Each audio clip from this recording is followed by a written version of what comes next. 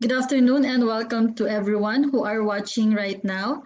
So this program is entitled From Smarts to Start, the Intellectual Property Law Basics for Philippine Startups. So this whole program under the developed track by Pinoy IP Works, or you may call us PB in short, bring its legal and technical experts to lean in closer and assist startup founders in discovering the importance of putting intellectual property at the center of their startups, unique selling proposition or unique value proposition. So just to give you a brief introduction of PB, it is the independent intellectual property arm of Fortuna Vasa and Salazar, or FNS Law, and counts legal and technical experts as members of its IP prosecution, protection, and commercialization team. So we were established in 2018. PW helped facilitate the increase in resident IP filings in the country and assisted in the preparation of IP valuation reports covering local IPs. PW has been an active QBO partner since 2020 and is deep in promoting the culture of an IP-centric startup in the ecosystem by organizing free webinars and one-on-one consultations beginning August 2021. So now just to give you a glimpse on our program flow for the Philippine Startup Week, we were going to have a keynote segment first, followed by a panel discussions, and lastly an Ask Me Anything segment. So for the first segment, Pinoy IP Works Managing Director Bayani B. Loste and a partner of Fortuna Vasa and Salazar will dive deep into startups that become unicorns because of their IP. Then a panel discussion will follow consisting of three different startups coming from three different industries. So this panel of startup founders will expound on the challenges they encountered during the development stage and explain how they will use their IP to expedite their product market fit. Then lastly, an hour-long Ask Me Anything will wrap up the entire segment to enable founders to pick the speakers' brains and get insights on how to operate their idea of an IP-centric startup. So basically, potential startup founder watching us right now can go to the interactive session after the panel discussion, where you can talk to our three experts, a corporate lawyer, a patent attorney, and IP expert. So to start, we want to open the floor to Attorney Loste. Attorney Loste.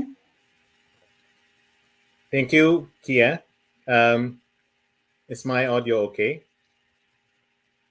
Can you hear me? Yes. Okay. Thank you very much for joining the Philippine Startup Week development track segment. So my name's Bayani Loste. I'm the managing director of Pinoy IP Works Incorporated, or PWI. I'm also a partner at Fortuna Basa and Salazar, where I head the intellectual property practice group of the firm. So, as mentioned by Kia earlier, we have been part of the community of Kubo as a consulting enabler for the startup ecosystem. So, through the collaboration with Kubo, we have been conducting several consultations with startup founders. And then in August of this year, what we decided is to bring to fore webinar series and free one-on-one consultation for startup founders. So we did this starting August of this year, and so far we have 5 webinars every other week and one-on-one consultations for that period as well. So let me share my slides. So for the first webinar, which we hosted and organized under Pinoy IP Works, we discussed the different types of intellectual property rights. We wanted to ensure that startup founders from the very beginning would be able to understand and compare the different types of intellectual property rights, particularly trademarks for their brands, technologies for their solutions, for patents, and copyright for their online materials or even their software. So after this, later we'll discuss more in detail the different types of intellectual property rights. So we can set the tone for the rest of the discussion for this afternoon. After the first webinar, we went to the fundamentals of registering a startup business.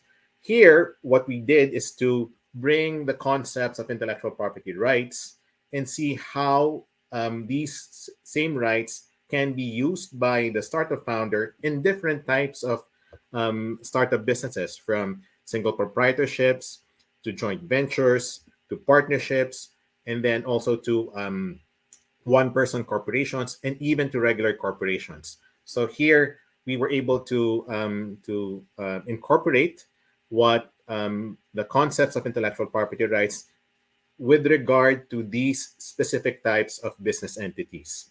Of course, in the Philippines, we're familiar with the ability of Filipino startup founders to scale up from a single proprietorship to a regular corporation. So it's very important for founders to know the changes that happens in their businesses when they change from single proprietorships to regular corporations and to the intellectual property rights that they hold as founders or as inventors or as owners of IP rights as well.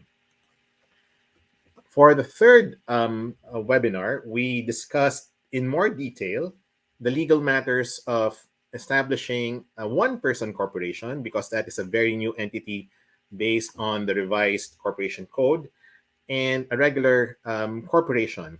Here we first learned about the concepts of shares, and especially in a regular corporation, how a founder with no capitalization, with no cash, with no funds, can in fact use intellectual property rights as an asset to form a corporation. Of course, the concept of vesting was discussed in a subsequent webinar after the third webinar. This is understanding cap tables and IP rights in order to ensure IP control. So when in a regular corporation where you have founders who incorporate first and then decide to bring in investors, they would need to ensure that they keep on controlling their IP, their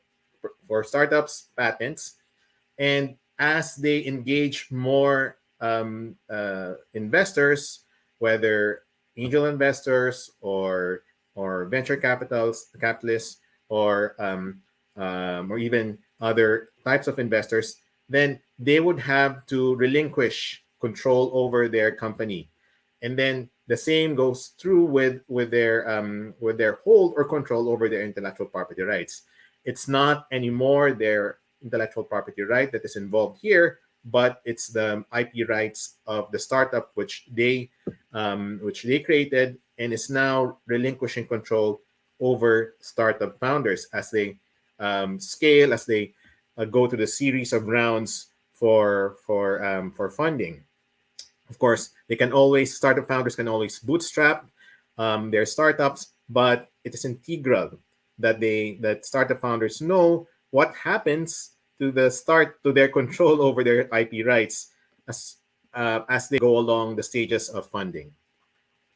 After that session, we went to commercialization for startups for their IPs. So for the past webinars, we were discussing IP rights, control of founders over their IP rights, control of startups over their IP rights, and these are alternatives for startup founders to use their IP rights not just to create products or services for their customers or for their market, but see other alternatives by which these startup founders can use the startup as a vehicle to license their intellectual property rights, not necessarily as a basis for their products or service, but this time licensing their intellectual property rights to other companies if they want to scale up, if they want to reach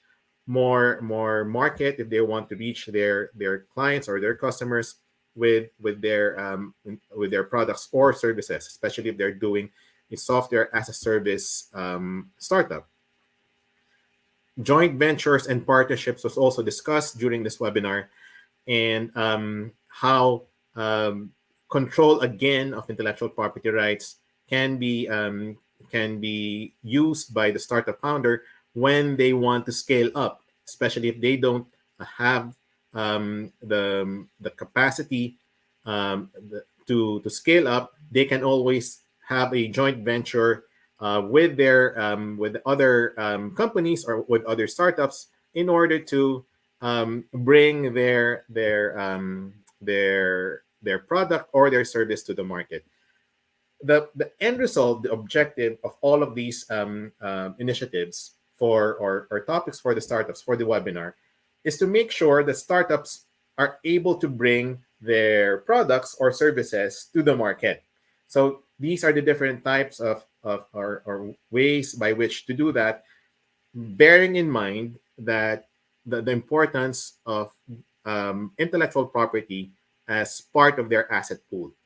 With IP commercialization, we were able to discuss with all the startup founders who attended this session that not only can they use their startup to with their intellectual property rights to bring the product or the service to the market, but they can use these rights in order to create joint ventures, in order to create to license these same IP rights, so that if they have difficulties while they scale up as a startup, they can rely on their IP rights as linchpins to engage more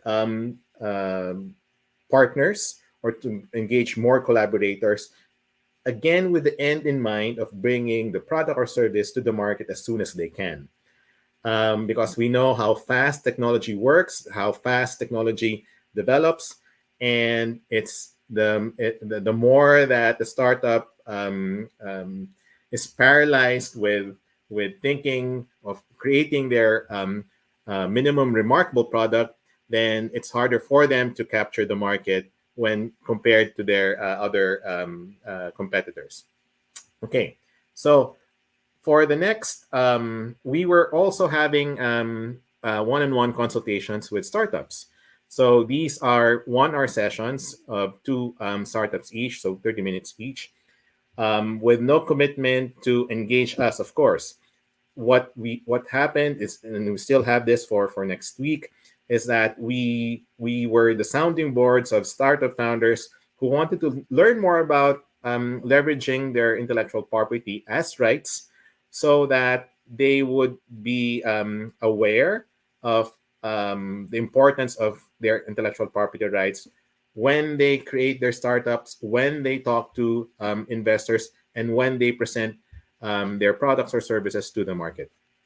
So this is still ongoing. We call it the IP-centric startup initiative. So we'll have a webinar session 6 on protecting your intellectual property right from infringers, or if you're the receiving end of a cease and desist letter, you can also use whatever you learned in about an IP-centric startup in order to fend off nuisance suits or possibly valid suits for potential infringement, especially if you haven't protected or registered your IP right in any jurisdiction where you're operating your startup. Okay. Okay. Let's begin with some IP concepts so that we'll level off first. Okay. So the first thing that we always discuss with founders, that there are different types of intellectual properties. Now, when these intellectual properties are registered or deposited, then these become rights enforceable as against third parties. So it's important that intellectual properties by themselves on their own do not have are not enforceable unless they become rights. And they become rights when they are registered or protected in a specific jurisdiction, or for copyrights, they are deposited. So copyrights are protected from the moment of creation. So here we have the different types of intellectual property rights as mentioned in the Intellectual Property Code of the Philippines, Republic Act 8293 as amended. So on the rightmost column, we have inventions, utility models, industrial designs, trademarks, and copyrights. And then you have the subject of protection for the second column. So for inventions and utility models, these are technical solutions to problems in any human endeavor, which are new, which have inventive step, and which are industrially applicable. These can be products, processes, or combinations of both, or improvements of both.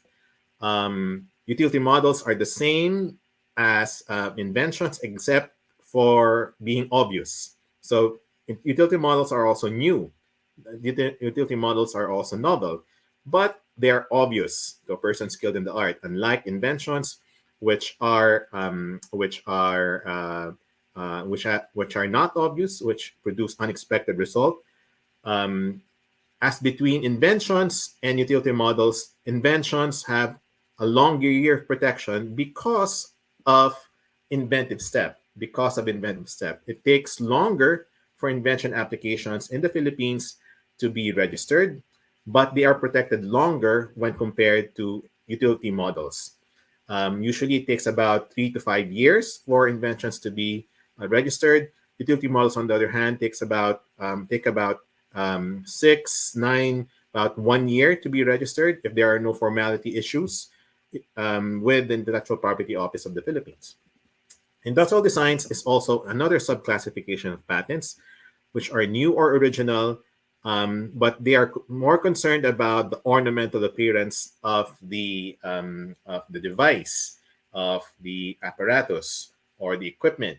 It does not protect the know-how or the solution, or how the thing works. It's just concerned about the appearance, the outward appearance of the device or furniture or equipment. So it's protected. It should be registered in order to be protected as a right, but it has a limited period of protection of 5 years, but renewable twice for a total of 15 years.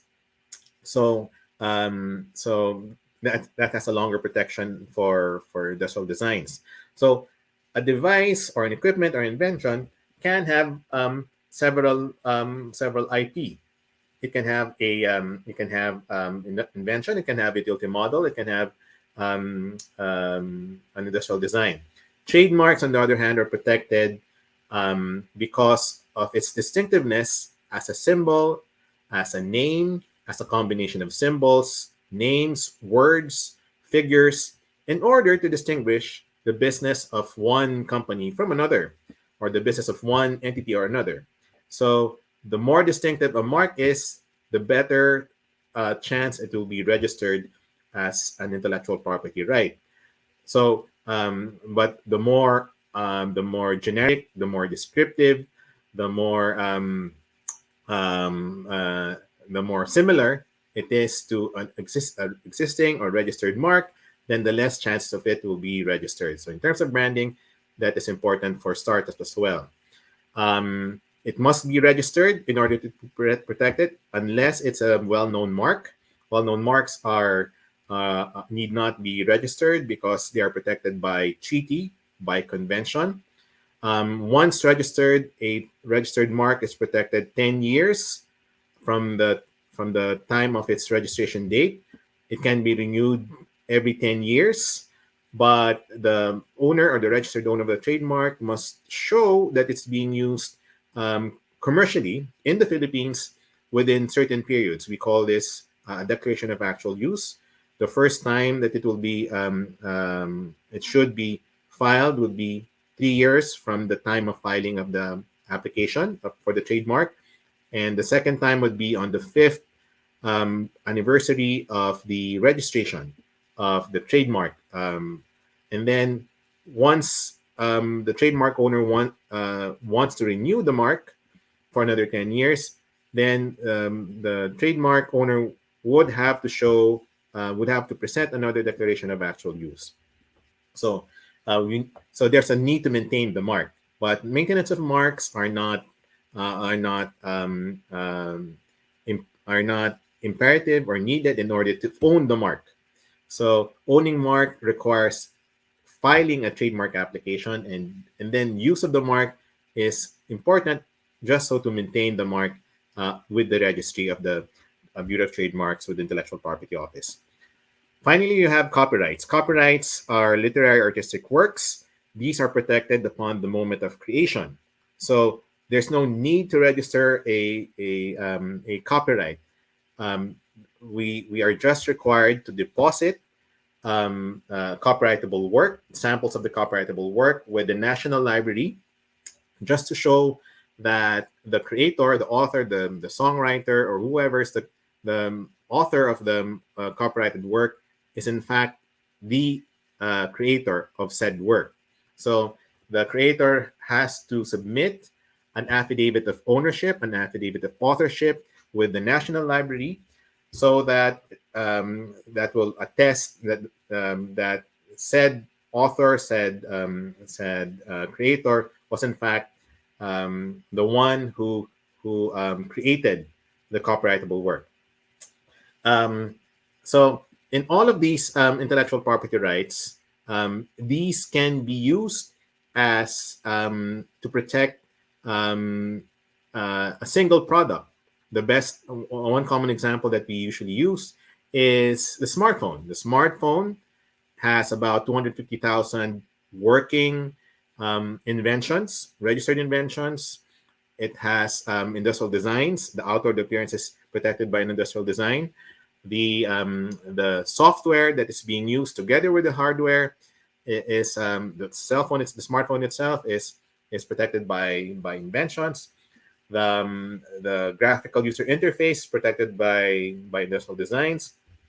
The the software itself, without any reference to the hardware, is protected by copyright. The recent case of um, Google versus Oracle in the U.S. shows that it's still fair use for Google to copy 15,000 lines of code of Linux SE of Oracle. So Google was able to practically run away with 15,000 lines of code because of fair use. So I don't know how the Philippine Supreme Court will look at that, but for the U.S. Supreme Court, we since most of the IP laws have been interpreted by the Philippine Supreme Court, uh, getting some insights from how the United States Supreme Court decides its IP cases, then we will be looking at probably the same ruling if one of these cases come to the Philippine Supreme Court. Okay, so this is a cheat sheet. So you can do a screen cap of this. You can have this on your laptop, so that if you're a founder and you want to know more quickly about intellectual property rights, different types of intellectual property rights, at least in the Philippines, these are a quick comparison of these rights. Okay, then you have um, because we have countries, we have states, we have jurisdictions. As long as we have countries and states, then IP and rights are protected jurisdictionally. Even though we have universal concepts of novelty, inventive step, industrial applicability, um, confusingly similar marks, well-known marks, dominant approach, fair use. While these concepts are universal, um, each country or each jurisdiction have enacted laws in respect of these concepts. So there's no such thing as a worldwide IP police. So even though we have an international patent system, filing system like the Patent Cooperation Treaty, and while we have the Madrid Protocol for trademarks for filing of trademarks, the protection and enforcement is still being done locally, jurisdictionally. So if your invention is not registered in a jurisdiction where you want to enforce your invention, then the country or the jurisdiction doesn't have anything to use as against infringers in that jurisdiction. For instance, if the smartphone of Apple or Samsung is not has not registered their inventions in the Philippines, then any company, local company, can use the invention registered in other countries, protected in other countries, then manufacture, then sell the same smartphone invented in other countries, and then sell the product here in the Philippines. As long as that patent is not protected in the Philippines, then the smartphone company locally can commercially make money out of that same invention. So if the market is too small, as if Apple or Samsung finds the Philippine market is too small for their invention, in order to enforce their patent, there's no need to register their patents here. So there's no point. Probably it's a recognition that um, in order to scale up a company, smartphone company here in the Philippines, it'd be more costly than just importing the same smartphone from Korea or from the US or from China, where they're manufactured most of the time. Okay, so IP protections are jurisdictional. If they're not registered, whether it's an invention, a utility model, industrial design, or a trademark, then it's not protected in the Philippines. The opposite is true. If your invention is not registered in the United States, and your greatest market is in the United States, and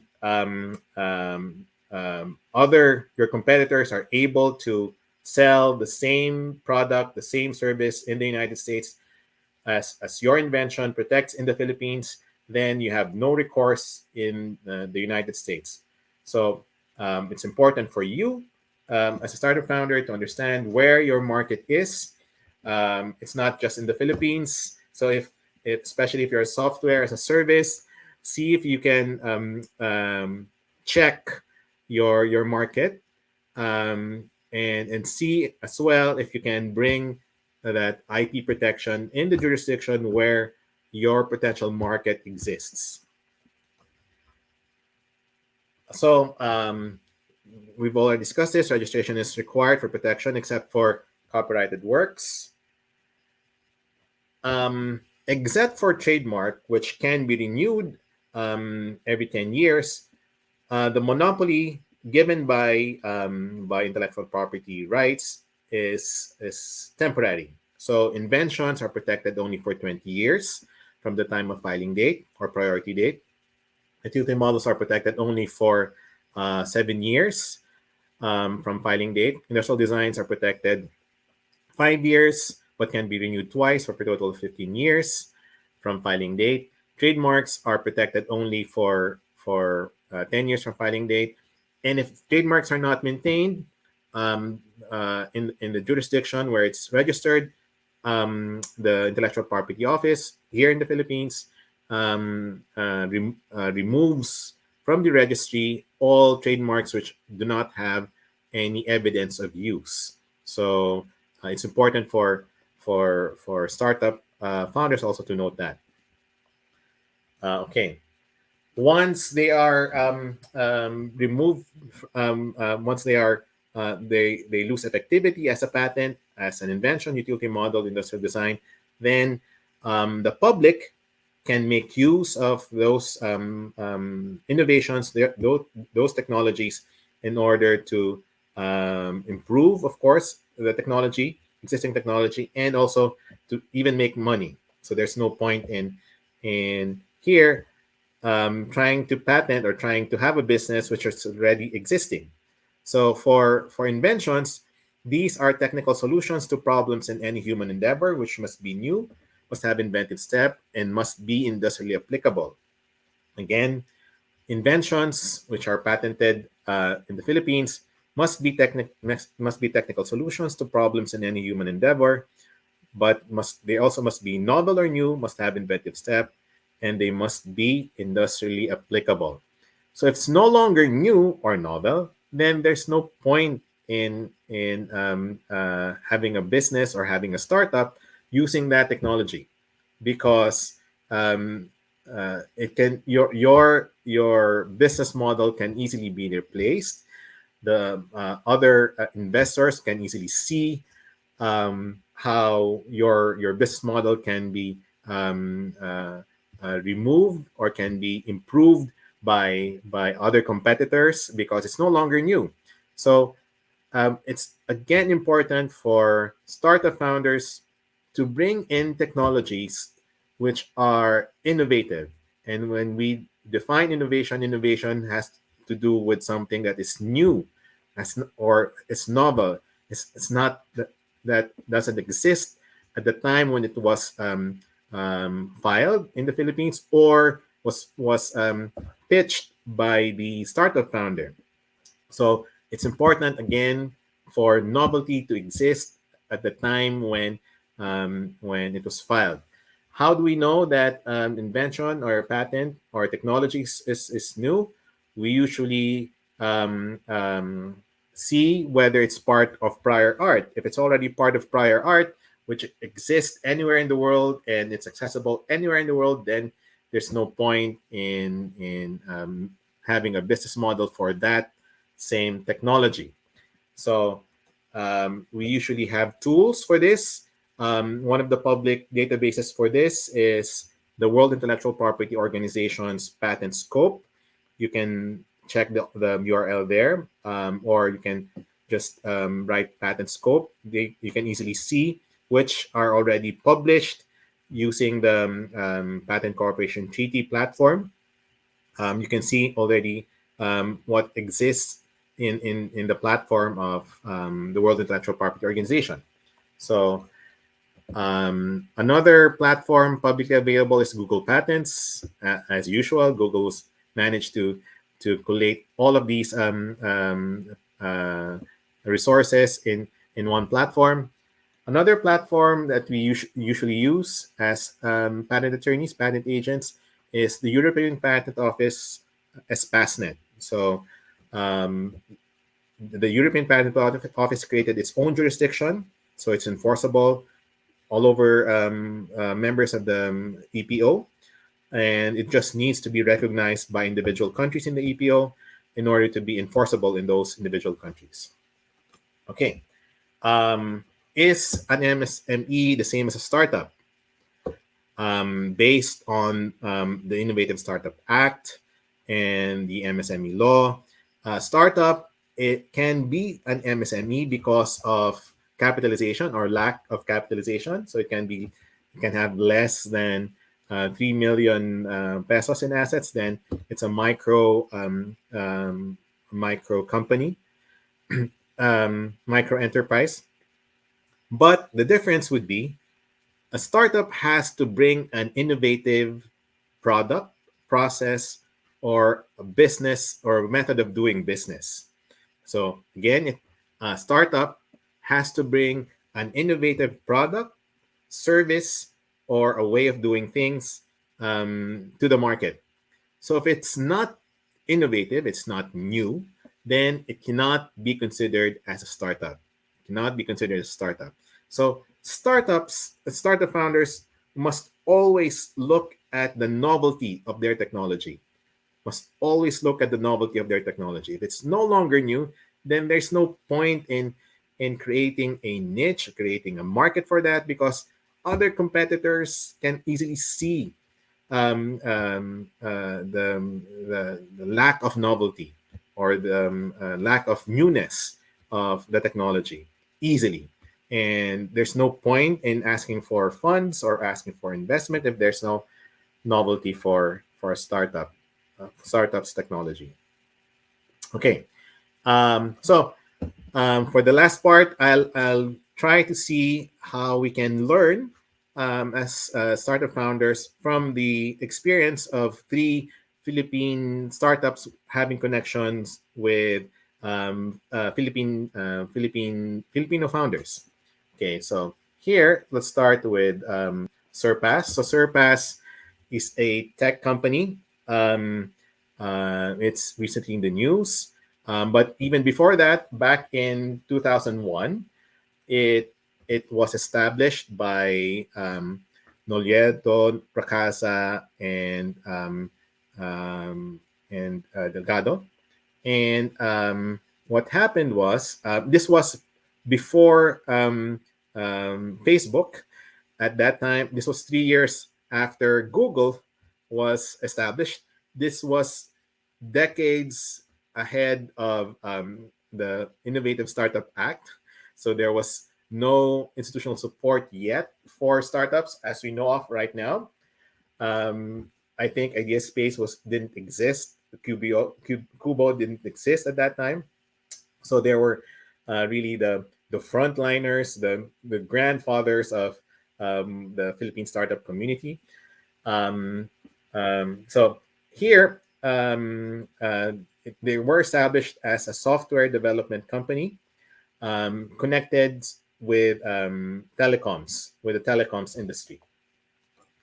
And after more than decade, they were able to amass momentum, and they filed for initial public offering in 2014, and thereafter, because of that IPO back in 2014, they were able to get 1.36 billion worth of capitalization from the public through the IPO.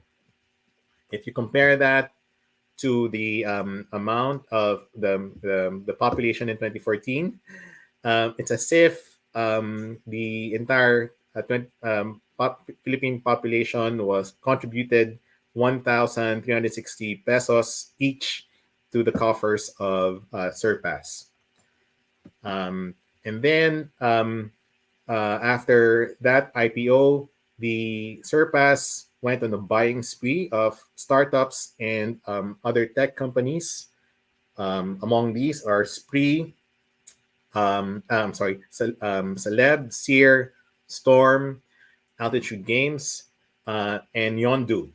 All of these were based on the telecoms industry, and it had in 2016 a market capitalization um, uh, of more than 16 billion, and with that, that was the high mark of its capitalization of Surpass. 36 billion pesos. I'm sorry.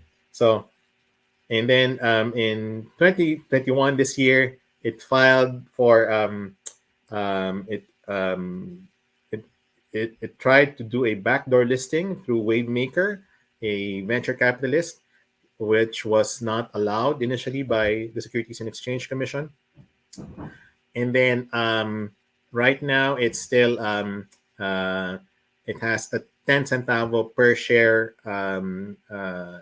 valuation with 193 million peso subscribed and paid up.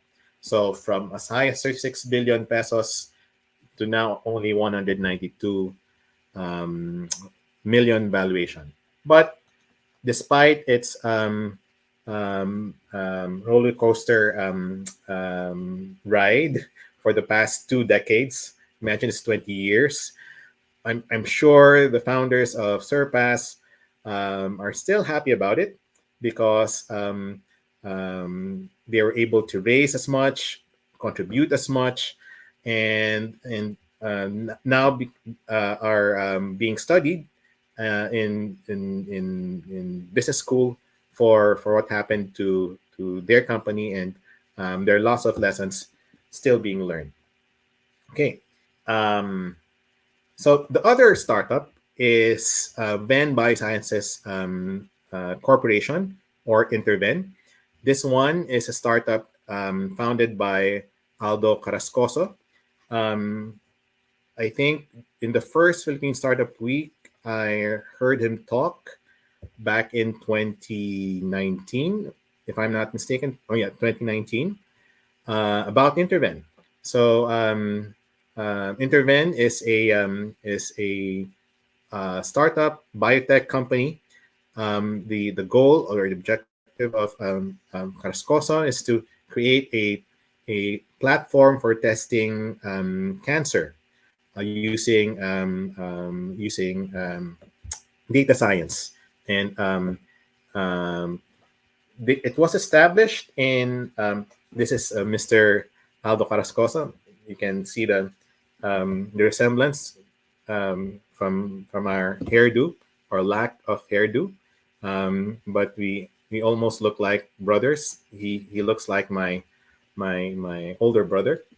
That's him, and so he experienced personal tragedies because of cancer, and that gave him the drive to establish this startup for in order to detect cancer.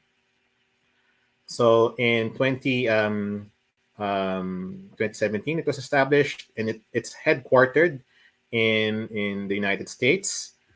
Surpass, as everyone knows, is based in here in the Philippines. Surpass was able to get funding of up to 278.1 million in Series C this year. So it's really active in trying to get funding from investors, and investors believe in the technology, believe in the objectives of Interven.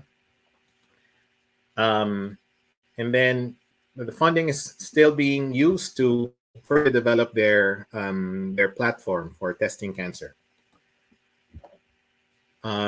And then the third startup, which we're looking at right now, is Canva, which is the designer's baby. This was established by um, uh, Filipino Australian, although the connection is really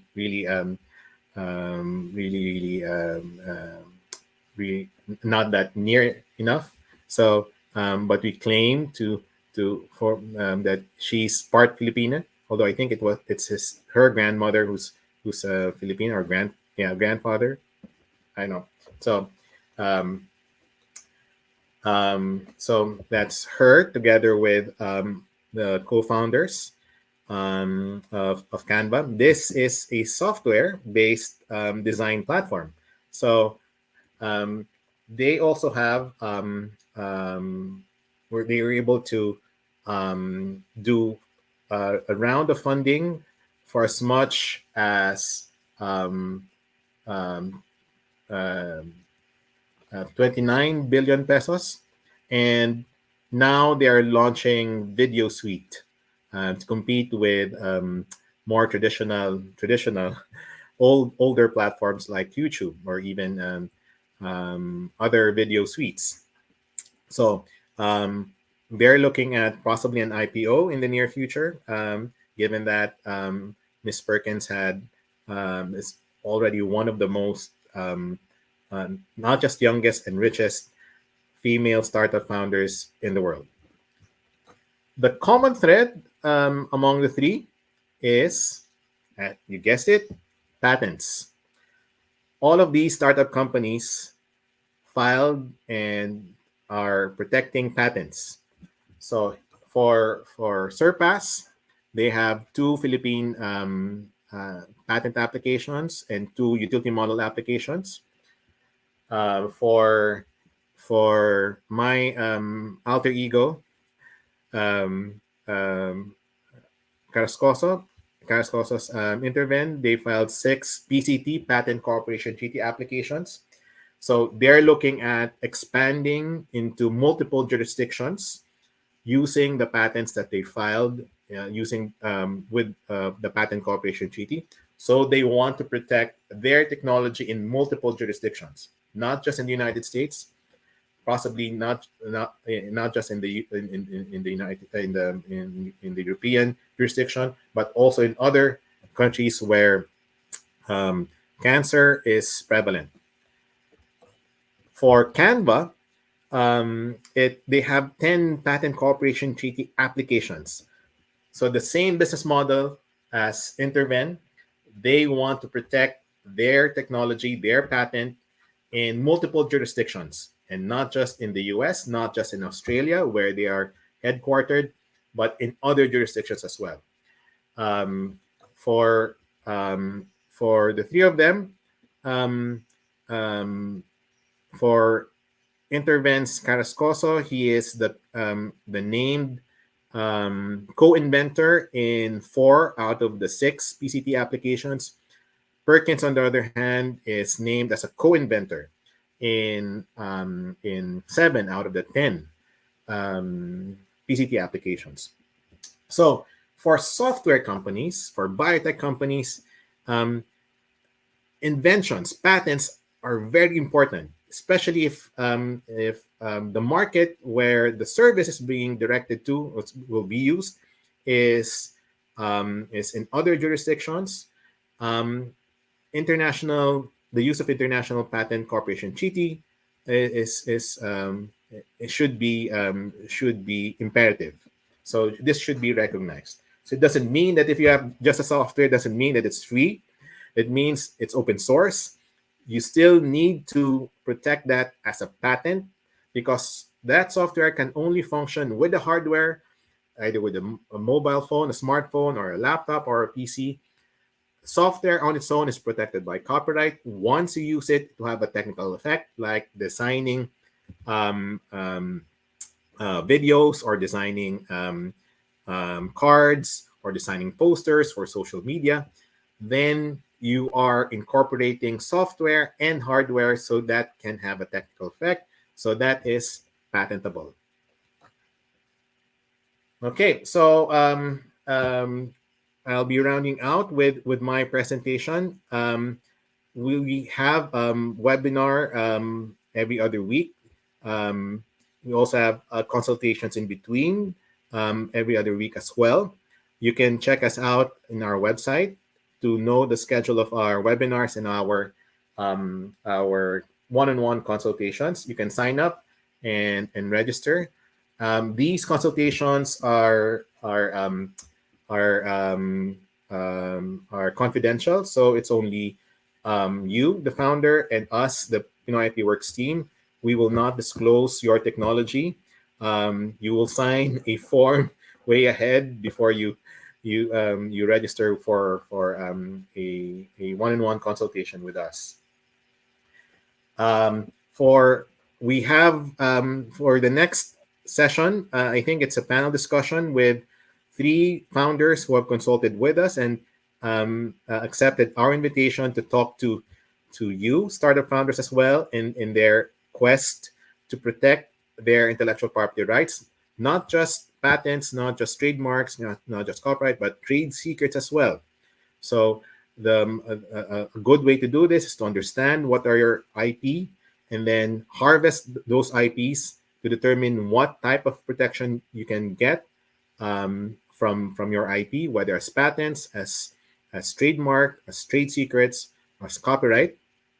So we have Anitech, we have Clean Vent, we have also have iPark later for the discussion with the rest of the Pinoy IP Works team.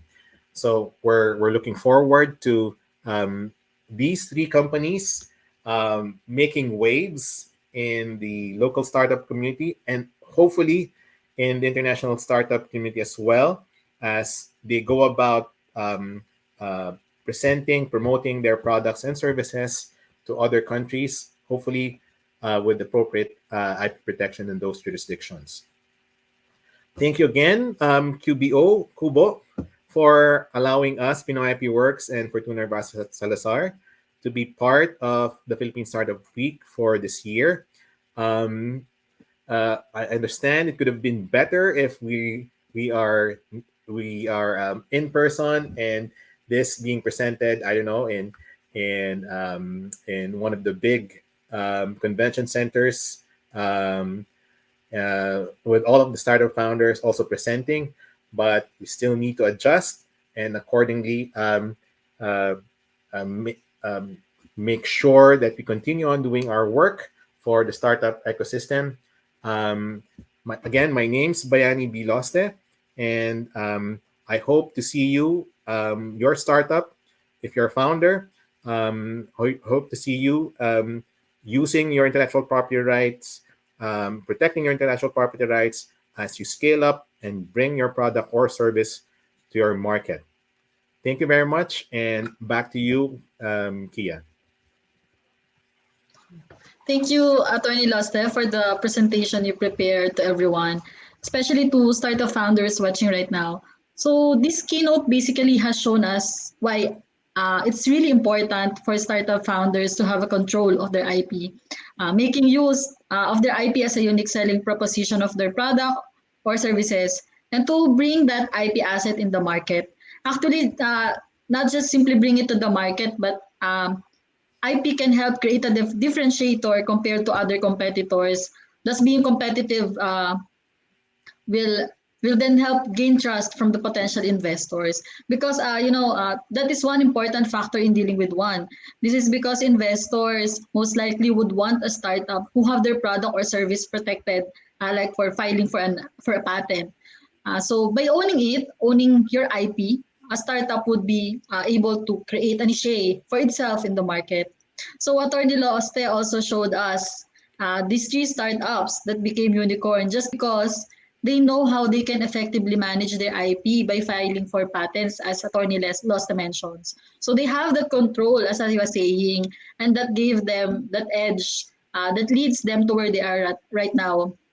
So this is really insightful, no? And I hope the startup founders here, it might take long for them to be like to be like Surpass, or everything might went fast like Canva. But everyone has their own timeline. What's important is these startups know that what they have and the value of what they have. So I guess this ends our keynote segment. Thank you again, Attorney Loste, for giving us an overview of the intellectual property law. So we will go now to our next segment, the panel discussion. Okay, so hello again to everyone. And now we want to welcome our speakers for today's panel discussion. We have Mary Jillian Santos. She is the startup founder of Anihan Technologies, a B2B agri-tech startup that aims to develop a supply chain solution that will reduce food loss in Asia. And for our second speaker is Mr. Robert De La Cruz. He is the CEO and president of the Integrated Parking Solutions, or iPark. Their startup customized a parking system to make it easier for drivers to look and pay for parking. And for our third speaker is Miss Karen Raquel. She is the CIO and co-founder of CleanVent, a startup that aims to address the ventilation problems in every household. So please welcome our panels for today. So to start, each of the panel will introduce or give a short pitch of their startup first and basically give us informations on what their business is all about, their aim and the problem that they're trying to solve, and how they come up with their startup businesses. So I think we can start. I would not say from young from the heart. Let's start according to the alphabet. Anihan, then followed by CleanVent, and then iPark. So Miss Jillian. Hi, I'm Jillian Santos, the CEO of Anitech, and we're a B2B agri-tech startup leveraging deep technologies to reduce food loss and help build competitive agri value chains in Asia. So, in this day and age, the competition between agribusinesses to meet the ever increasing demand for accessible and healthy food is no longer between brick and mortar companies, but rather a competition between two things: the efficiency of their supply chain and utilizing the most important resource in the world, which is data. With this in mind, it now puts pressure on agricultural countries across the world to meet that demand. So, the real question is, can the current food systems we have in our countries be ready for such a drastic shift? So the answer is simply no. Current food systems aren't ready to meet demand for fresh produce due to lack of data silos, and inconsistent monitoring and management. This inability to leverage data fully leads to a 40% food loss across the supply chain, and it is costing Philippine high value crops roughly 2.5 billion US dollars per year. What agribusinesses need right now is a more efficient way of tracking inventory data and monitoring food loss. So that's where we come in. Anitech is developing a gas sensor system and platform that will help monitor and predict the spoilage rate of fresh produce. So, with both our sensor system and platform, agribusinesses will be able to optimize inventory order sequencing, stock levels, and stock flows based on maturity. Our sensor system is reliant on three things: developing a nanosensor to detect gas concentrations, measuring those gas concentrations in order to monitor and predict spoilage rate, and an IoT system to make the data accessible. So the platform will now act as an end-to-end stock management system that our users can access to monitor stock inventory information such as its location, classification, and the age of produce. So with both our sensor system and platform, agribusinesses can now implement a seamless first expiry, first out inventory management system based on objective metrics. At the initial stages, Anitech will be following a hardware and software as a service business model where the user will pay for the system and monthly access to the platform and analysis of their post harvest operations. So, the foundation of Anitech stems from years of research and development at De La Salle University. So, we have a patent at making nanomaterials. Then, our lab applied those nanomaterials to create a meat spoilage sensor. And last year, a proof of concept was done in order to monitor the spoilage rate of bananas. This year, we are making continuous improvements to the design of our system and platform, and we intend to follow two roadmaps: a technology roadmap to accelerate the maturity of our in house technology within 1 to 3 years, and a business roadmap that will deploy a market ready product at the third quarter of year two. So, because the Anitech system is a flexible solution that could penetrate multiple agri markets, the more data we leverage, the more value propositions we can generate. So Anitech will enable a future where emerging markets such as the Philippines can have flexible supply chains that's not easily broken down by shutdowns, delays, or policy change. Through Anitech, we want our country and other neighboring countries to become world-class quality providers of fresh produce, and it all starts by minimizing food loss. So this is the rest of my team. We're all graduates from the same university with a common background in physics, but we have multiple disciplinary skill sets, and that for us is the reason why we believe we can lead the next disruption in agriculture. Thank you, everyone, and I hope you could be part of our journey in making Anitech a reality.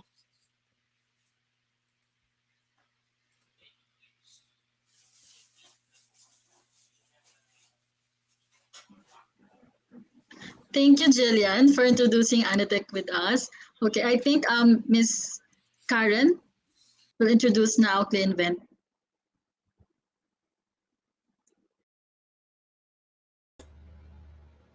Good day, everyone. I'm Karen Raquel, one of the founder of CleanVent, Better Environment for a Better Home. Most people usually spend the majority of their time indoors because most of their daily activities takes place inside homes and other establishments. Especially now during the pandemic wherein people are forced to stay at home to work and study. This is the this is what they call the new normal setup. But these occupants are not aware that there are harmful indoor air buildups inside homes, such as molds that is caused by high humidity level giving a bubbling paint on the walls, moss smell, and allergic reactions. The dust, which irritates the allergic ones and later on it might worsen the condition. The high temperature that gives a sweaty and uncomfortable feeling. And lastly, the airborne infections such as COVID-19 that can be easily transmitted in closed or confined area. The mentioned harmful buildups cause people to be easily irritated and distracted. And so, we've thought, what if we can make use of the radiation from the sun so that we can prevent these indoor air pollutants and to provide better indoor air velocity around the house? Therefore, we came up with CleanVent, a solar powered exhaust that aims to provide continuous ventilation to have a good indoor air quality to be more comfortable, healthier, and safer indoor air experience. It works by sucking and replacing the existing air with cooler and fresher air from the outside. Unlike with the other existing ventilation devices, CleanVent has zero monthly operating costs. It is easy to use, designed to be flexible or universal for different house setups. And lastly, it is automated to conserve energy wastage. Our solar-powered exhaust can be applied or installed on the ceiling, wall on the living space, wall over the ceiling, and as attic ventilation. Here is the feedback from our product user, and we have tested our product on 10 apartment houses initially. We are initially targeting single house owners from the low middle income class bracket for our potential target market, and we have identified our potential to be 2.7 million from the region 4A and 18.2 million in the whole Philippines. Here is how we are going to make money. We are going to sell our product B2C during this year, costing 6,500 pesos or 130 US dollar. And in 2022, we plan to reach out with different hardware stores and agents to sell our product.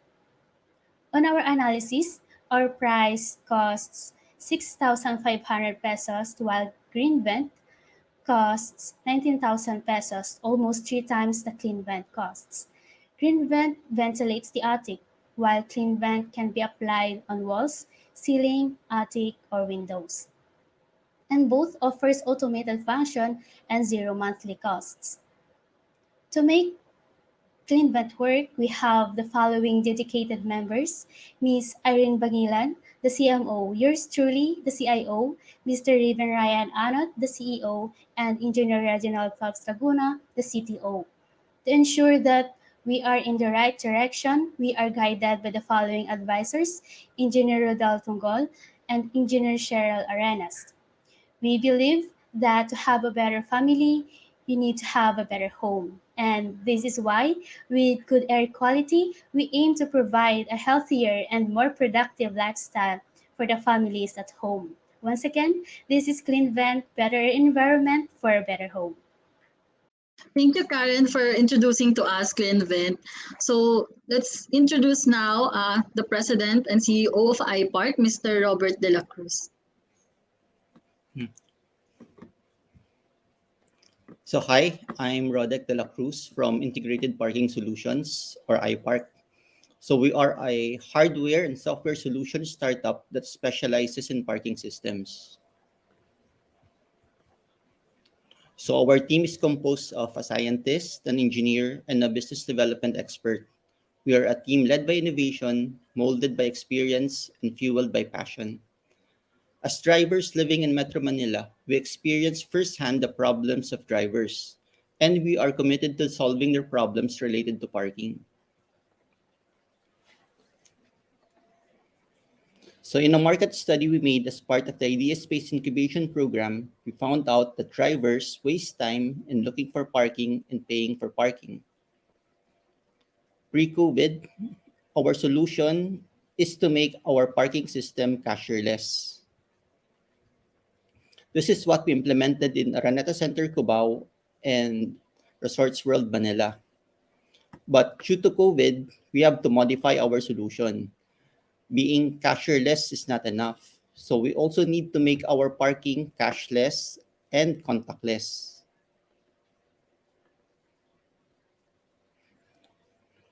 During months of lockdown, we pondered if it's really possible to make a contactless parking system. Our first attempt on a QR code-based system is a failure. After months of development, this is what we're able to develop.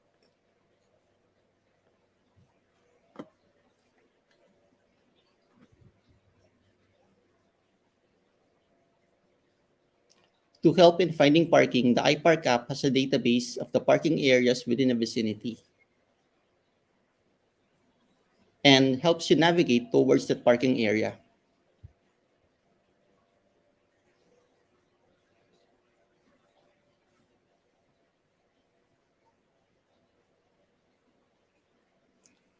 When you reach the parking lot, the app wirelessly detects if you are near the parking entrance and allows entry.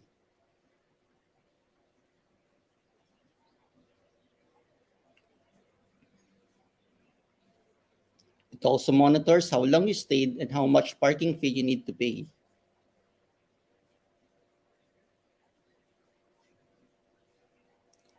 To exit, just drive to the exit lane and the parking fee will be automatically deducted from your iPark e-wallet credit. So take note that our parking system is so contactless that the driver doesn't even have to open his windows.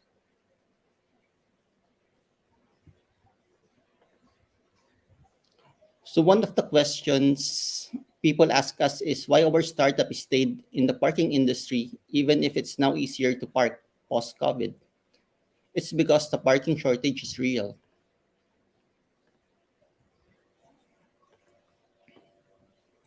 So from 2009 to 2019, the number of vehicles registered increased by almost 50,000 per year, while the number of parking slots only increased by less than 20,000 per year. So for the past 10 years alone, if we assume that there should be one car slot per car, there's a shortage of around 300,000 parking slots. Now, due to the lockdown, fewer people leave their homes and parking lots are seldomly full. But because the parking problems was so severe back then, even if parking revenues are smaller, it's still enough to sustain the industry.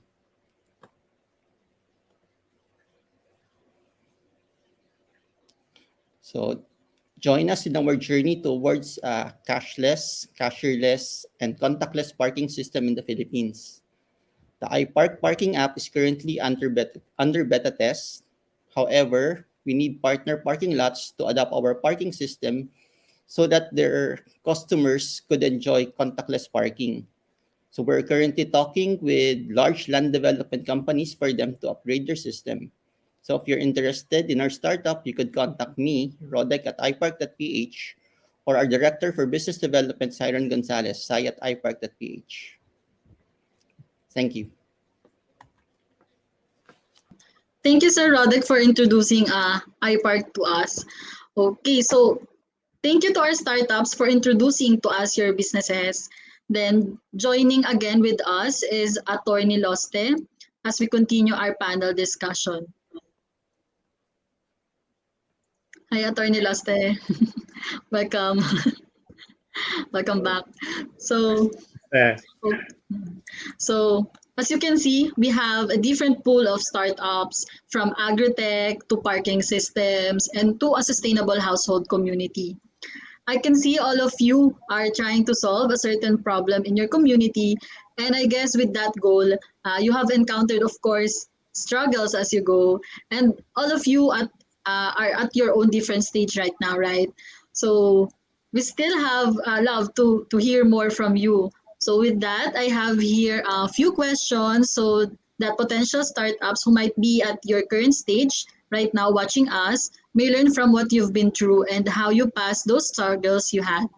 So, for my first question, can you share to us about your current stage right now? Are you at the pre seed or seed stage? And can you highlight the most difficult problems you encountered so far and how you overcame that? So, I think we can start hearing answer from the youngest at heart, Mr. Rodek. Sige. So our startup is currently bootstrapping. So we pre-COVID were able to get a contract from a major casino hotel complex, and that enabled us to get through the pandemic. So we were targeting to get additional contracts from other land development companies back then, but everything stopped when ECQ was declared and all project biddings was put on hold. So now we actually have two products for our parking system. So one is the RFID card-based system. So no cashier at the parking entrance and exit, and it's currently deployed at Gateway Mall, Ali Mall, Araneta Coliseum, and Resorts World Manila. So the other system is not just cashierless; it's also cashless and contactless. But it's so new that it's still in the pre-deployment stage. So we originally wanted to launch it early this year, but everything moved so slowly with the intermittent lockdowns being imposed by the government. Thank you, Sir Rodek. I think Jillian can share with us. Yeah, thanks, Kia. So Anitech is at the pre-seed stage, so we're trying to raise our seed fund round for a runway of 2 years. Our major struggle really is doing work in the middle a pandemic. So since we're not like a regular software company or tech company that could just create an MVP platform, we actually have a sensor system that we need to build, and nano sensors that we need, nanomaterials that we need to produce. So since the it's hard to go to our campus or go to our research lab and create the nano sensors right now, how we overcame it was really to bootstrap and join competitions. Like the competition we joined recently was called the Tech Planter competition, hosted by Levenest. So by the prize money alone, we were able to raise 5,000 Singaporean dollars, and that's what we used to create our MVP after the during this pandemic. So we went from beyond the lab that we did last 2 years ago, the research that we've done in the lab, and into an actual MVP that we've done in just our attic. Oh, okay. So thank you, Jillian. I think we can hear now from Miss Karen. So in CleanVent, we are currently at the stage of pre-seed. And just like what I've mentioned a while ago, that we are piloting our product to our early adopters. So what gives us headaches right now is that in the production and manufacturing of our product, because our materials and components are being delayed because of the lockdowns that imposed by the government to the surge of the COVID-19 in the country.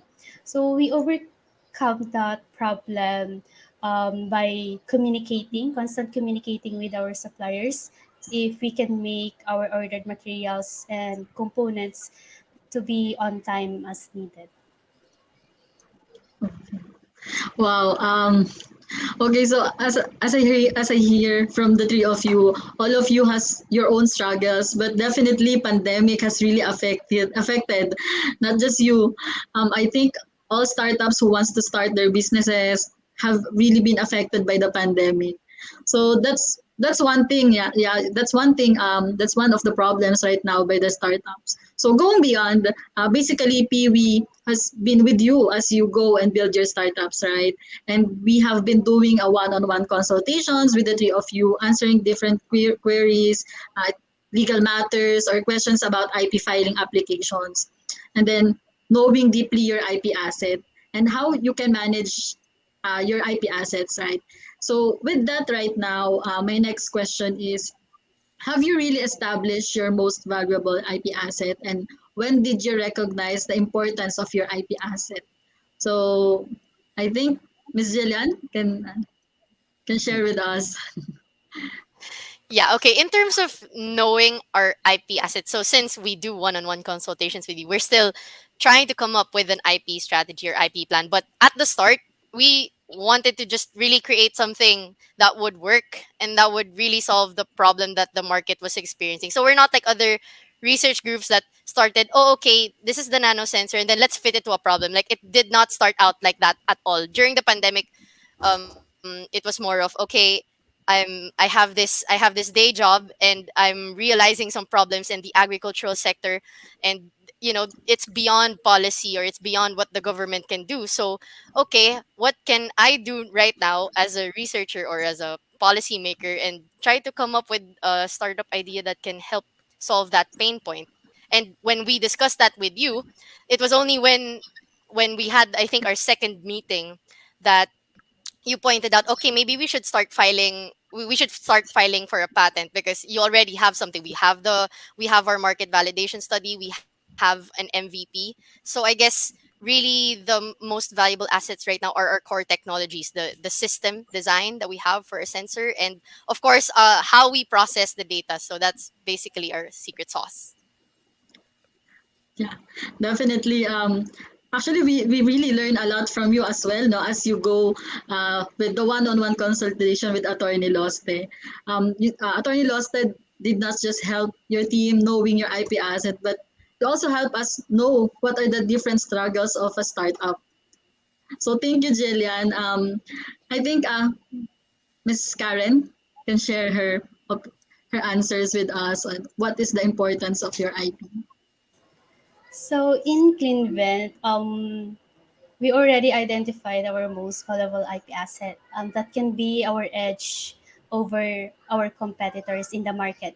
So CleanVent is initially incubated by the TIP Nitro TBI last 2020, and the intellectual property was introduced to us, and they gave us an overview on how does it work and what are the do's and don'ts. And also our curriculum in TIP offered intellectual property course, and there we realized we need to have protection with our invention and our startup company. So later on, after that, we were introduced to Peewee to make our plan into a reality. Thank you, Karen. Yeah, right now we're still at that stage that we're helping each other, and we're helping also you to draft your patent applications, right? So thank you, Karen. We'll go now to Mr. Rodek. So, actually, meron akong sad story dahil hindi ko pa nakilala ng PV before. So, I was actually part of a team that was the first to implement an unmanned parking system in the Philippines. So, it has an entrance card acceptor, a parking auto pay terminal, and exit card acceptor. So, we designed and assembled the hardware locally, and we built the program ourselves. But there are similar parking systems already existing in Europe and progressive cities in Asia like Hong Kong and Singapore. So we didn't think that what we did is patentable, but it is innovative enough in the Philippines setting that we're able to get big clients because we're the only company that was able to develop a parking system locally. So we were the first to successfully implement it in shopping mall. So it's actually Gateway and Araneta Coliseum. So, but a few months later, so not a few years later, a few months later, so other parking providers followed what we did and deployed in other shopping centers around Metro Manila. So that's an opportunity that we have lost.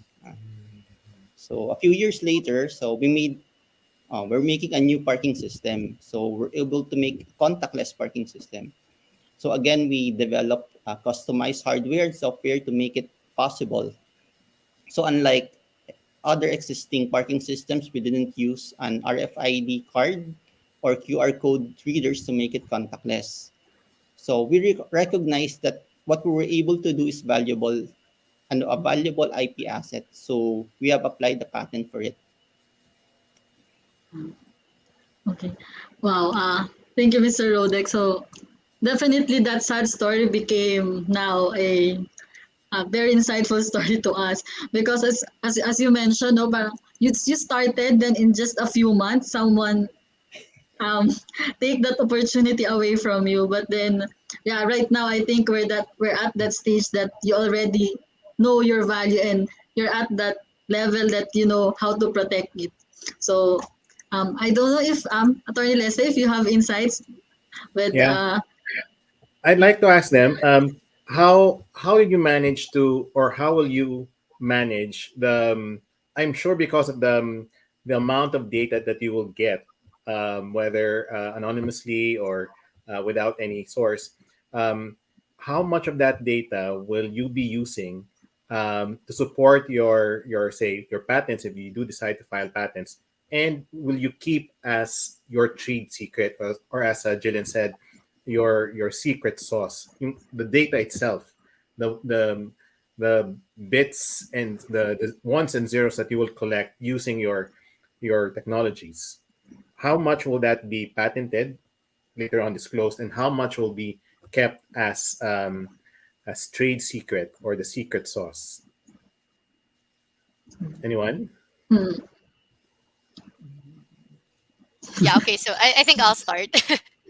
So yeah, definitely for in our case, in Anitech's case, since we have so much core technology, so yeah, the data is only one part of what we need to patent. So I think for our sensors, since we're recording gas concentration, so carbon dioxide and oxygen, I think it's more so that that could be probably released to the public or released to our client, definitely, because it's raw data. But what we're keeping as a trade secret, definitely we're not going to disclose to anyone, but we're just going to keep it within the company, is how we process that data, or basically our spoilage rate algorithm or our model. That's the most important thing for us right now to keep. as a trade secret. Oh, okay. Um, anyone has to share with? Ah, actually, for us, for parking system kasi ano siya, it's something that is available publicly. So people will use it, people will look at it. Yan. So we need to let people know at least how it works, so that they'll be confident in using it. And also for the parking lot owners, when people ask them, oh, how does it work, they should be able to answer that. But now, actually, the parking is actually uh, very complicated. So it's a merger of IT and industrial automation, and it's a process. It's a driver interacting with a machine that is collecting money, that is monitored by a third party. Ganun. So we're actually disclosing a small portion of it to be able to protect what we are doing, but a lot of it actually is within the company. It's a big system. So when people see parking, they only see the computer hardware. But actually, it's much more than that. Mm. You're right. No, Attorney Rodek, parang not all people can see the hardest, parang the really the core of that technology of that product. So yeah, not but of course, uh, you and Jillian are right na parang everything has to be everything you shared has to be limited. Not all the data should be shared to everyone. So um okay, so that will lead now to my next question. Actually, I have a few insights first. No, of course, you mentioned that there's that certain problem that you want to address, and you come up with that goal. You come up with that goal to solve it, and then you come up with a plan on how you're going to solve it. But as you go, you're gonna learn that to accept that technology changed. Just what happened with Sir Rodek. He started it, but then something happens as he goes. Then, of course, he accepted what happened, and then he start to look now for the distinct feature that he can develop, and it has to be unique. And then, of course, once you know, once you develop it, once you make it unique, then of course you might want to gain that protection from that and create your own niche itself in the market. Okay, so now that you know your IP asset, can you pinpoint to us how you Anihan, because I know Anihan and iPark are talking now with different investors right now. And for CleanVent, how do you plan to use your IP to expedite your product market fit or to take advantage of the monopoly? So I think we can start with Karen first. So in CleanVent, as we are in the process of getting an IP, um, I think this will be we will be more less worried that our that we are not infringing someone's work, and this will help our startup to scale up much faster, and this will ensure that our startup provides a quality of product. Okay, thank you, Karen. So now we'd love to hear from Miss Jillian, because right now you're talking with a lot of investors, right? Yes, definitely in terms of IP, it's a business mode. It's one of our business modes, especially for the type of company that we want to build. So we want to leverage deep technologies, and of course, with deep technologies, you need to find a way to protect that. So I think how we plan to use it, definitely it's since we have two roadmaps, a technology roadmap and a business roadmap. Those two roadmaps have to be exactly aligned with each other. So what our IP strategy is should also be aligned with our business goals for the next 3 to 5 years, because we can't spend too much on research and development. Of course, investors will not want that. They want you to focus on building something that users can actually apply in their sector. So um what the IP strategy can be for is to try to not really yeah, I would say limit the bounds of where we want to go in terms of research and development in terms of the nanotechnology. And another thing is, of course, you already mentioned it, like the fear of being obsolete.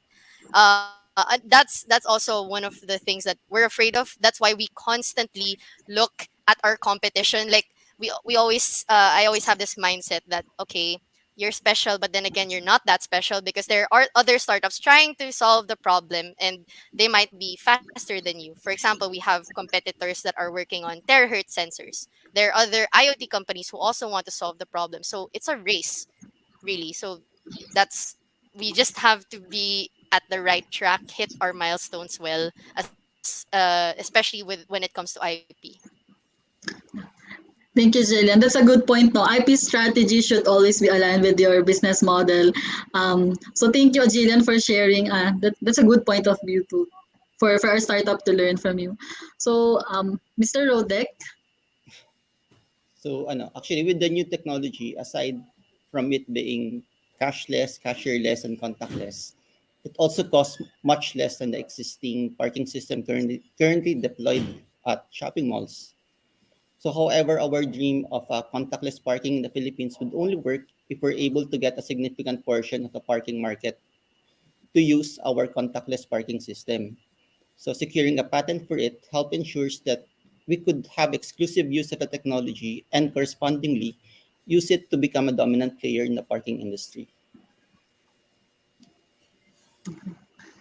thank you, Sir Rodek. Um, Attorney Loste, do you have follow-up questions or No, I think that's a something to good thing share? that yeah, I think that it's a good thing that after the several consultations that we had with each one of them, with the founders, at least they were able to see the distinction of having no protection at all, and then have a sensitivity on what needs to be protected and what needs to be disclosed and what needs to be kept as a secret. So, in order again to bring the best service, best product to the market, to their customers.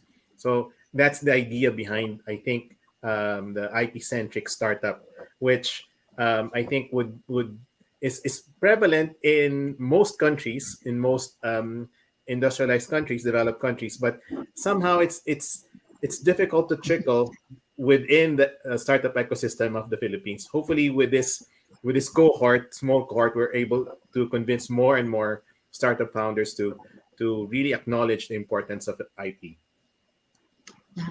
Definitely, Attorney Lastra. Thank you. So based from the answers that I heard from you, I assume all of you really know how already to use your IP to monopolize or be the dominant player on in your chosen market.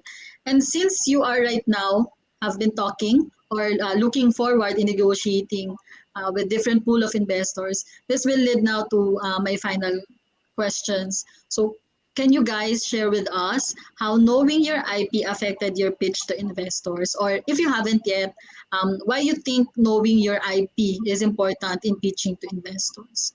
So I think we can start with Karen first because I think you're at that stage right now that you're still planning to pitch with the investors.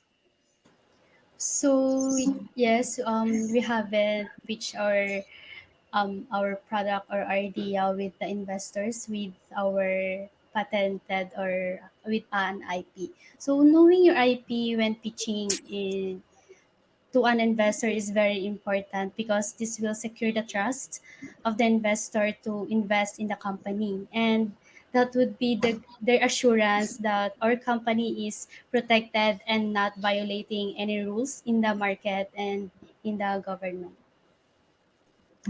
Thank you, Karen. So I think we'd love to hear from Mr. Rodek because right now a lot of his technology is already implemented in different malls. So can you share your how did you pitch to investors so potential startup founders watching us right now might learn from you? So actually, we're moving from yung parking namin from terminal base to mobile base. And in this mobile age, so it's so easy to download and install a parking app. So actually, if you go to Play Store, there's hundreds of parking apps, and no one could really claim na they're the dominant. It's a dominant parking app. So if you just make another parking app, it will be very hard for customers and property owners or mall managers to notice us. But if we have an innovative feature in our app or in our parking system, and we're able to protect that innovative feature through a patent, then we have a good chance of being a dominant player in the parking industry and securing funding to rapidly grow our business. Thank you, Sir Rodek. Jillian, who's joining a lot of contests and pitching to different investors right now. So can you share to us how did you pitch to different investors? Yeah, okay. So I think I think for starters, we use that patent that our research group has right now. So the method of making nanomaterials. So when we did pitch to investors, it was already a good, like, high barrier of entry for anyone who wants to take a run at doing nanosensor or nanomaterial production. So that's great, unique selling proposition for us. But more than that, it also shows credibility, or that founder market fit that most investors are looking for. Because of course, like, you can't be the founder of a deep tech company if you don't really know what nanosensors are, or how to even make nanosensors. So it really gave that first, like, that trust layer between us and the investor. And apart from that as well, it really helps gain investor confidence in a way that you know what you're doing with the tech, and that the tech is mature enough, or will be mature enough, to go on the path of commercialization or mass production. Because for us, we're banking that with just our nanosensors, even if it's at this certain technology readiness level, that within the next 3 to 5 years, it will become more accurate, more sensitive, and more durable compared to commercial sensors that are available in the market right now. Thank you, Jillian. So, it was nice, no, to hear different stories coming from Anihan, how they became, how do you manage to become where you are right now, and CleanVent, how where you, and also iPark, different stories coming from three different startup founders. So it was a great conversation between the three of you. Um, so we hope that people who listen to us right now are looking forward to be where you are right now, and aiming to be one of the unicorns, like what Attorney Loste discussed a while ago in our keynote talk, like Canva or Surpass, might learn a lot from this. So you've shared a lot of insight with us. So thank you very much to our three startup founders. So just to sum up before I think Attorney Loste might give his final insights. So just to sum up this whole panel discussion. So really having IP helps you startup founders gain that confidence, as Jillian said, or make the investors gains the trust for your business. So because as I mentioned, after Attorney Loste's talk, having that control of what you have, your of control of your assets, owning it by having it protected, will then help you create that edge. All it has to take is, of course, talk with the right people, learn from others' experiences, and of course, everyone has their own timeline. So you just have to look for your value, and then once you know your value, and you must protect it. Definitely, you must protect it. So yeah, I think Attorney Loste, you can share to us your I'd like to final hear from insights. Yeah, I'd like to hear from their last pitch to Yeah. the audience, from our guests, from our panelists. Let's start from the youngest at heart, all the way to and then to CleanVent, and then to Anitech. Ako ba yung youngest? Youngest at heart. Batchmates lang tayo. Batchmates lang tayo. Mukhang batchmates lang tayo. So Or actually, ni Nix Noliedo. so as with any startup, so the most important part of our pitch is actually the clarity of the problem we are solving and the market size of customers that would benefit if we're able to solve this problem. So through idea space, we were able to understand our customer and their problems. Once that is clear, we're able to make an appropriate technology that innovatively solves that problem. So now, before going to market, we're securing intellectual property protection that will allow us to dominate a niche market like the parking industry. Thank you, Roderick. Then Karen.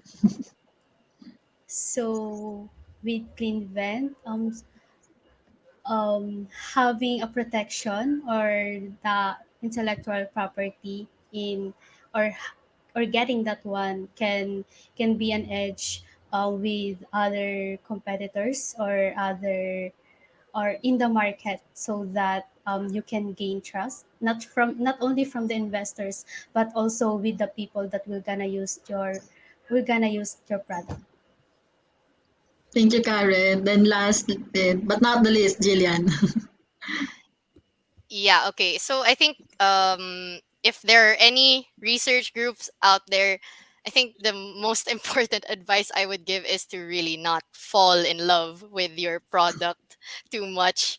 Because when you go out there in the real world to an actual user, if you find your user, it will still change, it will still pivot. So when you talk to them, then you try to iterate and make some changes from what you already have in your research group. Like with us, okay, we didn't start out, okay, we'll make a nano sensor. No, here's the problem. Okay, what do we know from our from what we can rack in our brains? Oh, okay, we can do a nano sensor. Great.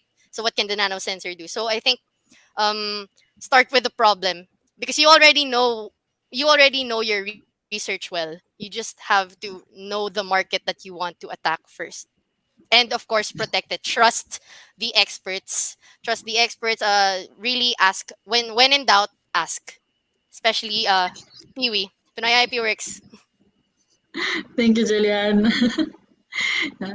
Thank you again to our panel, Anihantek, Miss Jillian Santos, Miss Karen from CleanVent, and Mr. Rodek from iPark, and of course, our Managing Director, Attorney Loste.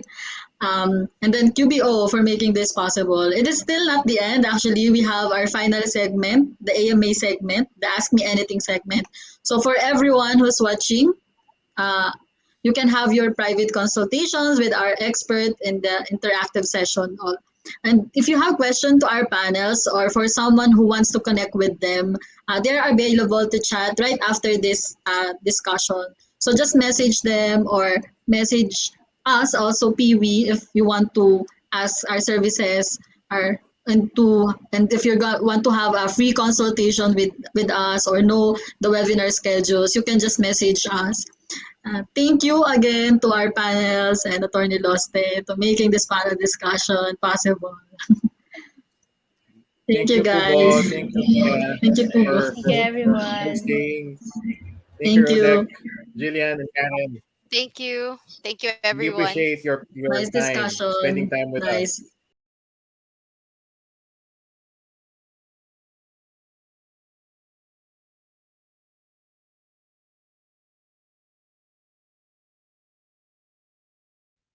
This is Brittany. She's been tasked with producing the company's next big event, happening in just a few weeks. The event technology options are seemingly endless.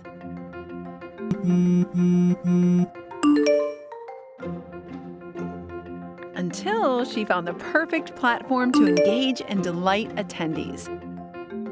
This is Excel Events, a virtual and hybrid events platform that has all of your must-have features in one place. From connecting attendees to brand exhibitors, seamless networking functionality, and custom ticketing options, you can manage the event ecosystem all from one place.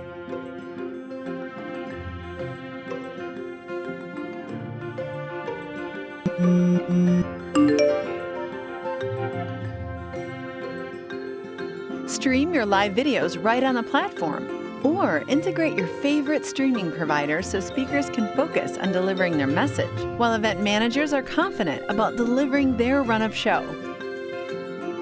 attendees can have direct access to speakers using built-in chat features. They can have one-on-one sessions with speakers or other attendees to create an intimate networking setting. Attendees are able to connect to multiple live sessions without ever leaving the platform. Create better events with flexible agendas. Native live streaming. In-depth analytics. Lead gen management. Multiple concurrent session functionality. Integration with popular software solutions.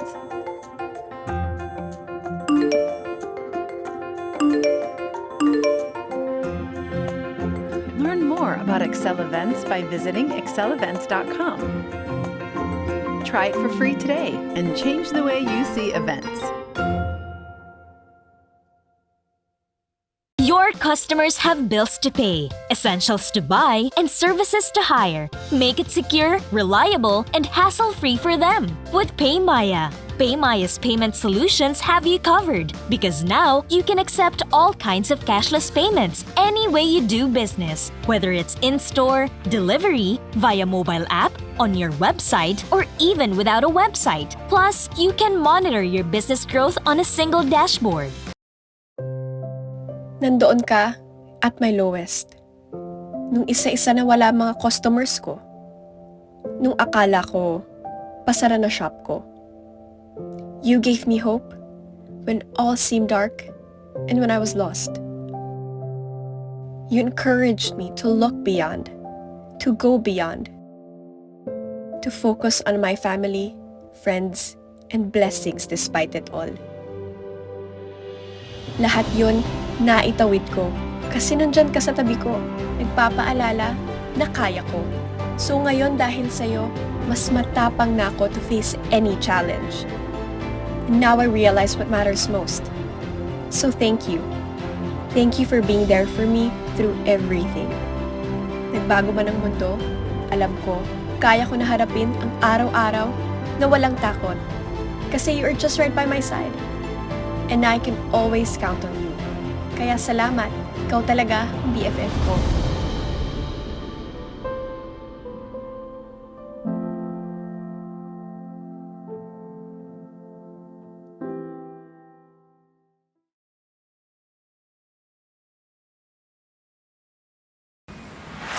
Filipinos have struggled with the most essential facets of life, like health, education, livelihood, managing finances, and many more. Our country needs all the help it can get to manage its burden. We want to maximize digital technology to provide solutions for real customer pain points. This is how 917 Ventures came to life. The Philippines' largest corporate venture builder. We ideate, launch, accelerate, and scale new business ideas that have the potential to grow fast. Through our portfolio companies, we empower consumers and businesses to power through and emerge stronger every day, pandemic or not. Our vision at GCash is finance for all. Beyond financial services, GCash has become a super live app with over 51 million registered users. Consulta MD is the largest telehealth company in the Philippines with over 1 million users. Health Now is an integrator platform that brings health and care to every Filipino in one tap at the comfort of your homes. With these healthcare solutions, Filipinos now have access to doctors 24/7 and get their medicines delivered on the same day. And as we all strive to search for safer ways to go about our days, we understand how customers are starting to rely on online grocery shopping for their daily essentials. This is where PureGo comes in. PureGo has become one of Metro Manila's top-of-mind grocery delivery services, with its best-priced grocery items from trusted brands.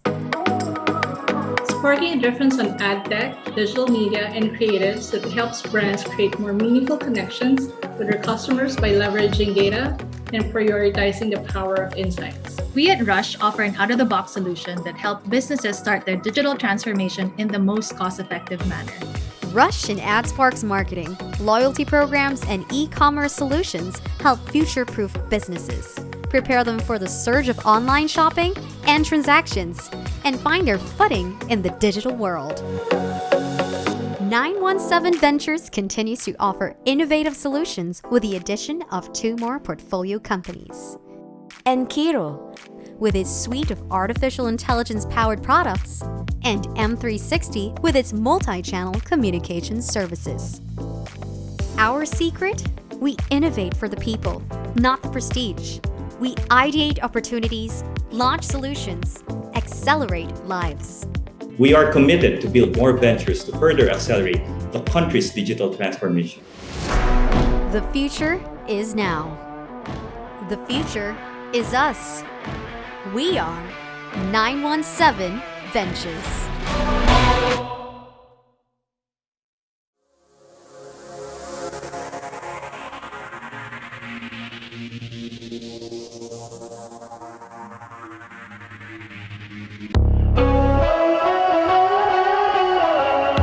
Multisys Technologies Corporation is your one-stop system provider.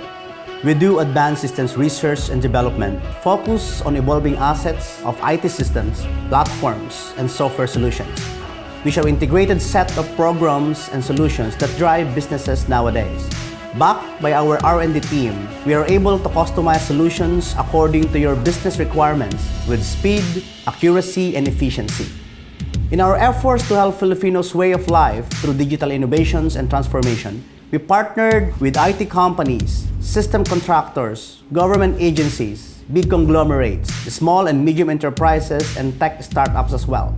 We go above and beyond partnerships. It's a teamwork, and we make sure that your business and ours grow together. We find success in every collaboration and establish meaningful connections. That's why we want to partner with you. Here at Multisys, we empower your business.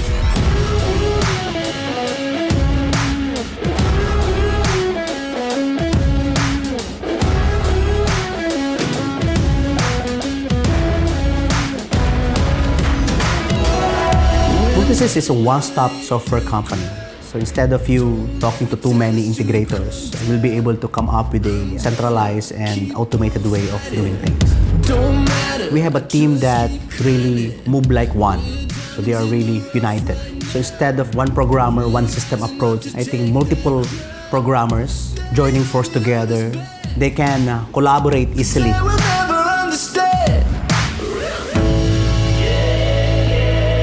We have speed, we have accuracy, we have efficiency.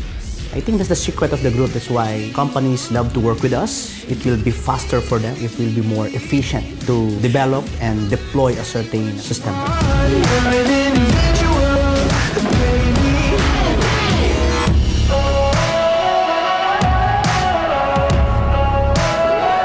They are a designer, they are a coder or programmer, they are a systems analyst, they are a quality control expert, and they're a UI and UX expert as well. That skill is not easy to really somehow have in one programmer. Multisys can really customize the system. We can customize it according to their needs, design for their own and existing process flows. We're all racing against the clock. Priority of Multisys is to elevate the lifestyle of every Filipino by delivering automated, integrated systems to make sure that we can fast-track their operation, processes. I'm about to win. I think it's all about how fast can you deliver a certain technology. Speed matters nowadays. Sabi nga sa Tagalog, diba, daig ng maagap ang masipag. That's why we develop futuristic systems. What we do is that we predict the future, we develop, and then the moment that we are partnered with a certain entity, we're able to show them a live system. It's not a PowerPoint presentation. It will be a prototype, it will be a working system. So this will give them an idea how to solve a problem. This will give them an idea to expedite their processes. So not only showing them a vision, but showing them a solution already. We develop end-to-end solutions for 8 industries now. And we would like to automate other industries as well. Currently, we have an end-to-end solution for information technology, businesses. Okay, ERPs, we have e-government solutions, healthcare, an end-to-end solution for utility, whether you are an electric company, a water utility company, a telco, or a cable utility company.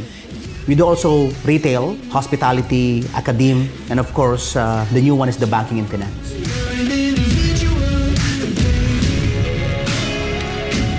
Here at Multisys, we empower your business.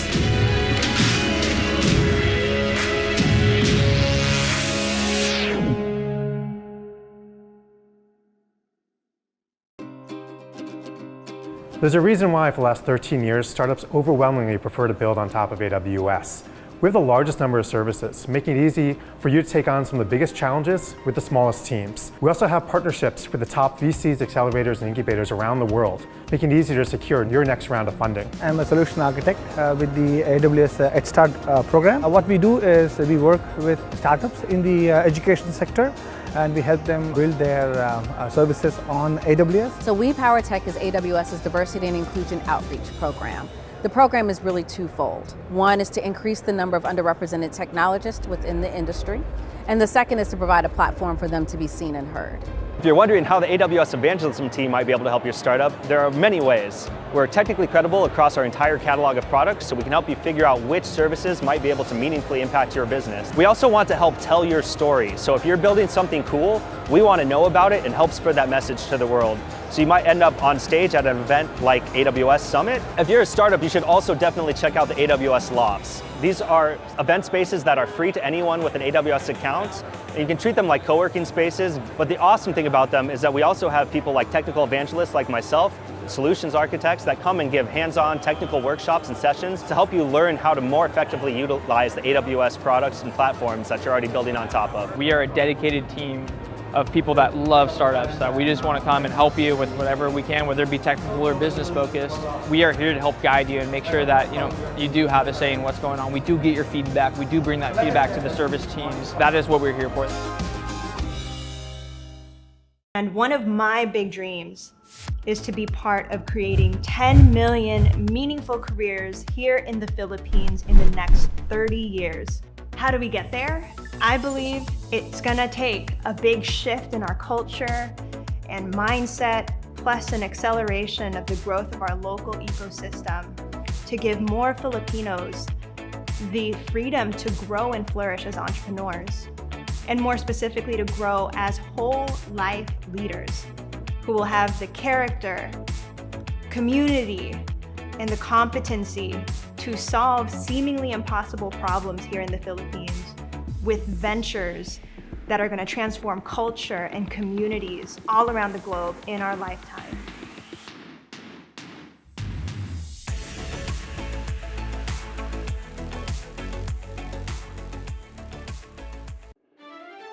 My name is John Aguilar, and I'm a serial entrepreneur based in Manila, Philippines. I've gathered a formidable cast of business and industry leaders looking to fund and support the country's post-pandemic solutions. Dennis Anthony Uy, co-founder and CEO of Converge ICT Solutions. David Almirol Jr., founder and CEO of Multisys Technologies. Rose Ong, Senior Executive Vice President and COO of Wilcon Depot. Bernard D., Visionary Mayor of Kawayan City, Isabela. And Jay Villarante, Chairman and CEO of 8 Ventures. Our goal is to find and support the new breed of heroes taking on the challenges of a post-pandemic future. Many will try, but only a few will make it to the final pitch.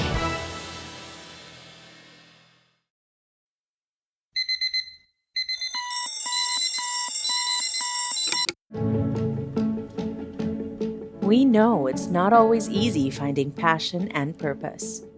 We know sometimes you can feel more overwhelmed than inspired. But we also know that connecting people to jobs that matter really matters to you. And that's why we're here for you.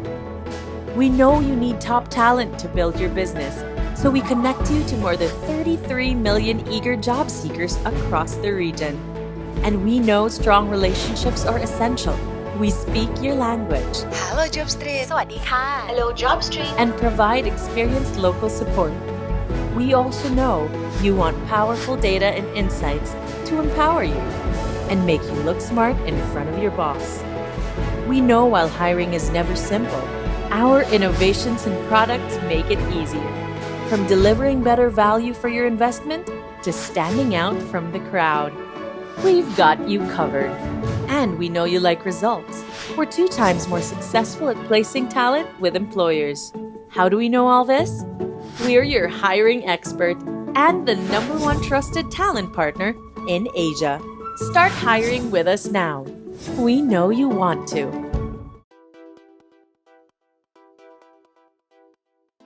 Here at Open Space Ventures, we believe in investing with active intelligence. We have a singular focus on Southeast Asia, and we invest in tech companies across all the different sectors. The strategy is executed by our diverse and deep regional team, as well as our active operations team.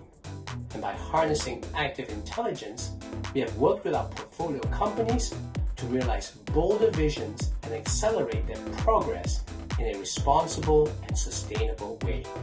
We find, build, and back game-changing companies, and that's the Open Space way.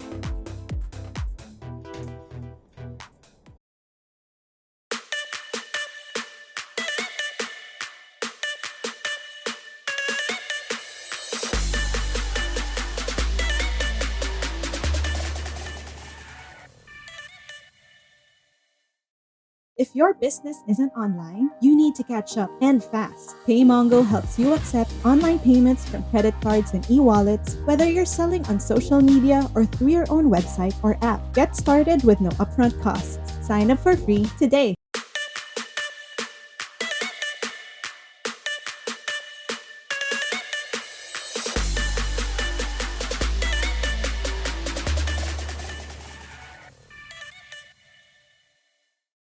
If your business isn't online, you need to catch up and fast. PayMongo helps you accept online payments from credit cards and e-wallets, whether you're selling on social media or through your own website or app. Get started with no upfront costs. Sign up for free today. UBX's goal is to make banking invisible by using cutting-edge technology and data to make financial services seamlessly integrated into the moments that matter for people.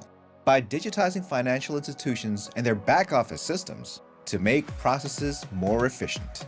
By equipping entrepreneurs with the proper tools to run their businesses and empowering them to participate in the global economy. And by leveraging on years of experience in banking and finance, logistics, real estate, and tech services. It is our mission to build safer, faster, and more customer-centric fintech solutions for a more financially inclusive tomorrow. Because at UBX, we include everyone. Calling all small business owners, meet Communicart, a Rappler-led initiative where small businesses can advertise on Rappler's platforms at affordable rates. Get featured on our socials or through a listicle. How about an article? Let Rappler's discerning audience know about your business. Email us at communicart@rappler.com for more information.